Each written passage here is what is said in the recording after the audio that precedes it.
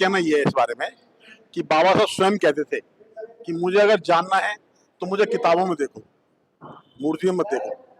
जिस दिन हम बाबा साहब, जैसे कि अभी मैंने आपको थोड़ी देर पहले बताया कि हमारे जो राष्ट्रीय अध्यक्ष हैं माननीय सांसद चंद्रशेखर आजाद जी, उनका स्पष्ट कहना है कि अभी केवल हमने बाबा साहब का फोटो देखा है, फोटो देख के हम यहाँ तक पहुंच गए, संसद तक पहुंच गए।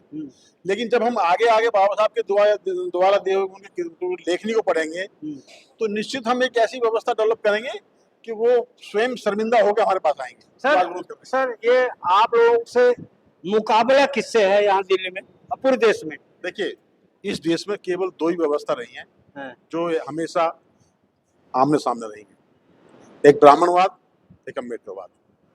ब्राह्मणवाद पूंजीवाद को बढ़ाता है, अम्बेडकरवाद समानता को बढ़ाता है। ब्राह्मणवाद गैर बराबरी को लाता है, अम्बेडकरवाद गैर बराबरी खत्म करता है। तो ये व्यवस्था तो बिल्कुल आप मान के रहिए कि ये अम्बेडकरवाद का एक दौर चला है, अभी इसकी शुरुआत हुई है।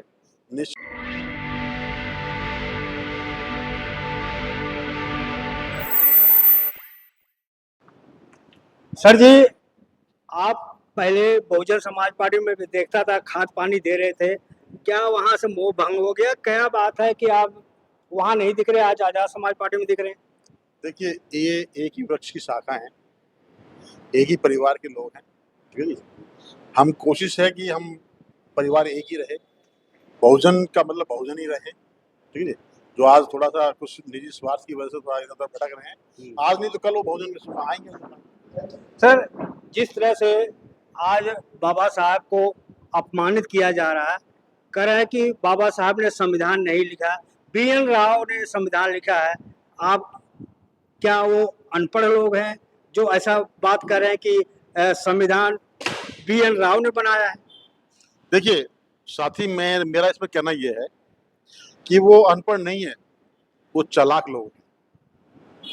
वो हमको इस बात के लिए मतलब डिस्टर्ब कर रहे हैं, डाइवर्ट कर रहे हैं, ताकि हम भारतीय संविधान के द्वारा दिए गए अधिकारों को ना जाने, बाबा साहब को हम ना जाने। इसलिए वो हमें डिस्टर्ब कर रहे हैं ताकि हम उनसे संघर्ष में आ जाए, ठीक है जी। इसलिए उन लोगों की बात को हमें ध्यान नहीं देना है।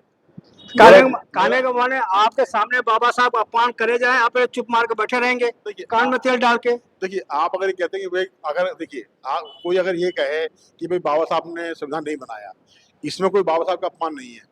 अगर उनमें अगर इतनी हिम्मत है तो वो कोलंबिया जाके पूछें, अभी पिछले तो जर्मन में मूर्ति, जर्मन जाके पूछें, उनकी औकात है। दुनिया में जो आज दुनिया में सबसे ज्यादा जो बाबा साहब की जयंती मन रही है और दुनिया में सबसे ज्यादा बाबा साहब को संविधान निर्माता कहा जा रहा है, वो उनसे पूछे कि औकात है उनकी? वो केवल हमारे भोले भाले समाज को केवल डिस्टर्ब करने की योजना बनाते रहते हैं, ठीक है जी। इसलिए वो उनकी बातों पे मेरा निवेदन आपसे भी है कि वो बड़े चालाक लोग हैं, वो अपनी चालाकी से कल माफी मांग लेंगे, वो क्या करेंगे? एक तरफ सर उनकी आदत है। एक तरफ सर बाबा साहब का जब ग्वालियर में मूर्ति लगाने की बात आती है तो कहते हैं कि बाबा साहब का मूर्ति लगाना कोई गुनाह है, लेकिन गुनाह है उसका मिस यूज अम्बेडकरवादी लोग करते हैं। वो मिस यूज क्या करते हैं? आप उनको मानने लगते हो, उनको पूजने लगते हो, ये सबसे बड़ा आप लोग मिस यूज करते हैं। क्या कहेंगे? देखिए, मेरा कहना यह है इस बारे में कि बाबा साहब स्वयं कहते थे कि मुझे अगर जानना है तो मुझे किताबों में देखो, मूर्तियों में देखो। जिस दिन हम बाबा साहब, जैसे कि अभी मैंने आपको थोड़ी देर पहले बताया कि हमारे जो राष्ट्रीय अध्यक्ष हैं माननीय सांसद चंद्रशेखर आजाद जी, उनका स्पष्ट कहना है कि अभी केवल हमने बाबा साहब का फोटो देखा है, फोटो देख के हम यहाँ तक पहुंच गए, संसद तक पहुंच गए। लेकिन जब हम आगे आगे बाबा साहब के द्वारा दिए हुए उनके लेखनी को पढ़ेंगे तो निश्चित हम एक ऐसी व्यवस्था डेवलप करेंगे कि वो स्वयं शर्मिंदा होकर हमारे पास आएंगे। सर ये आप लोग से मुकाबला किससे है यहाँ दिल्ली में और पूरे देश में? देखिए, इस देश में केवल दो ही व्यवस्था रही है जो हमेशा आमने सामने रही है, एक ब्राह्मणवाद, एक अम्बेडकरवाद। ब्राह्मणवाद पूंजीवाद को बढ़ाता है, अम्बेडकरवाद समानता को बढ़ाता है। ब्राह्मणवाद गैर बराबरी को लाता है, अम्बेडकरवाद गैर बराबरी खत्म करता है। तो ये व्यवस्था तो बिल्कुल आप मान के रहिए कि ये अम्बेडकरवाद का एक दौर चला है, अभी इसकी शुरुआत हुई है। निश्चित अगर इस देश को प्रबुद्ध भारत बनाना है, दुनिया के मानचित्र में अगर इस देश को सर्वोच्च पर लाना है, तो अम्बेडकरवादी एक देश में ऐसी शक्ति है जो इस देश को नंबर 1 पर ला सकती है। सर एक सवाल आपसे लास्ट है कि जैसा बहुत से लोग कर रहे हैं कि ये जाटव समाज है, ये जाटव समाज बट गया है, एक तरफ आजाद समाज पार्टी में चलेगा, एक तरफ बहुजन समाज पार्टी, तो मनवादी लोग ऑटोमेटिक जीत जाएंगे। क्या जो बाकी जातियां जैसे यादव हुए, बाभन हुए, ठाकुर हुए, वैश्य हुए, उनमें भी तो बंटवारा होता है, उसमें क्यों नहीं लोग ज्यादा चिंता कर रहे हैं? देखिए, जहां तक आपने जाति की बात की है, मेरा कहना यह है कि बाबा साहब ने एक लेख लिखा है एनिलेशन ऑफ कास्ट। ठीक है, जो व्यक्ति जाति की राजनीति करेगा, जो व्यक्ति लोगों को जाति में बांटने का काम करेगा, आ रहा है ना? वो व्यक्ति अम्बेडकरवादी नहीं हो सकता। ठीक है? अगर वो व्यक्ति अपने आप को अम्बेडकरवादी कहता है तो वो अम्बेडकरवादी नहीं हो सकता, जो आदमी जाति की बात करता है। ठीक है, हाँ जाति है जरूर, इसको मानते हैं, हमें उस जाति को कैसे खत्म करना है, उस जाति, क्योंकि जाति एक ऐसा जहर है जिसने इंसानियत के टुकड़े करे हैं, एक नहीं हजारों टुकड़े कर दिए, एक इंसान के 1000 टुकड़े कर दिए। अब हमें उस इंसानियत को लाने के लिए वो निकालना पड़ेगा ना। नहीं तो बाबा साहब का जो कंसेप्ट है वो बिल्कुल क्लियर है, मानवतावादी, समतावादी। सर मैं आपसे रोक रहा हूँ, सॉरी इसके लिए। आप लोगों का लड़ाई अखिलेश यादव और राहुल गांधी, आपका लपक लिए है सबका आंदोलन, वो कर रहे हैं कि मैं जाति गणना कराऊंगा, आरक्षण दिलाऊंगा, और जो कोटे में वो आरक्षण पूरा बैकलॉग उसको पूरा करूंगा। आप लोगों का तो जो आंदोलन था वो पिकअप कर लिया। देखिए, अभी वो जो कहते हैं ना कि जाति जनगणना होने के बाद में हम अपना आंदोलन की उसको ना आरक्षण के द्वारा उसको लेंगे, ऐसा नहीं है। मैं आपको बताऊं क्या है, जाति जनगणना तो केवल एक आंकड़ा है।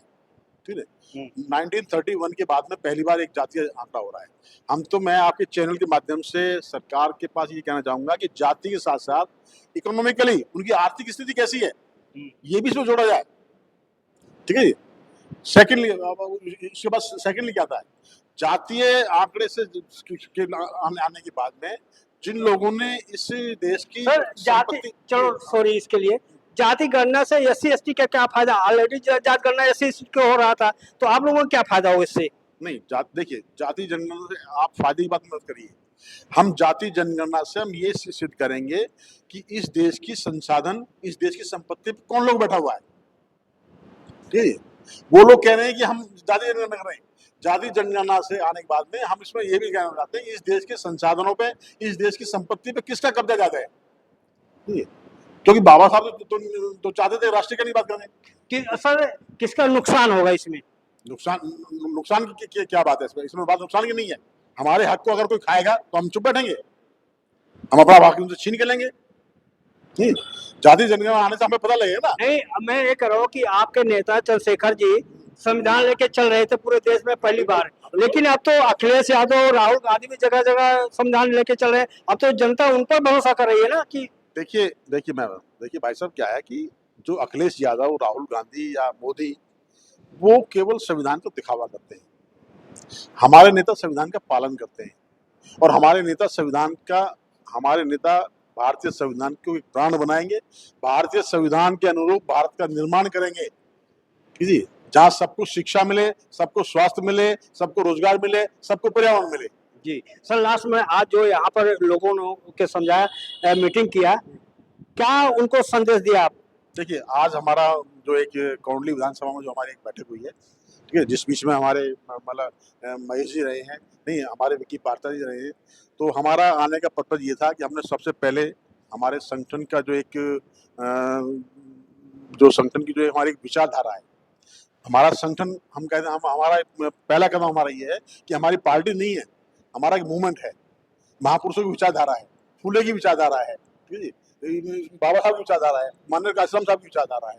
तो उस विचारधारा को हमें ग्राउंड पे स्थापित करने के लिए हमारा पार्टी का, चाहे प्रदेश का अध्यक्ष हो, प्रदेश का उपाध्यक्ष हो, प्रदेश का महासचिव हो, वो जमीन पे रहेगा, आम कार्यकर्ता के बीच पहली बात करेगा। आज यही पर्पज हमारा है। जी, तो आप देख रहे थे बालाराम सर, इनका विचार कैसा लगा प्रतिक्रिया में जरूर बताएं। मैं मेवालाल, धन्यवाद।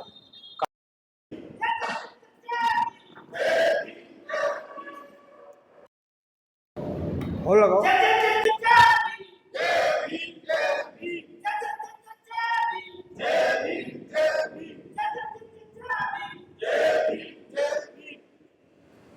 या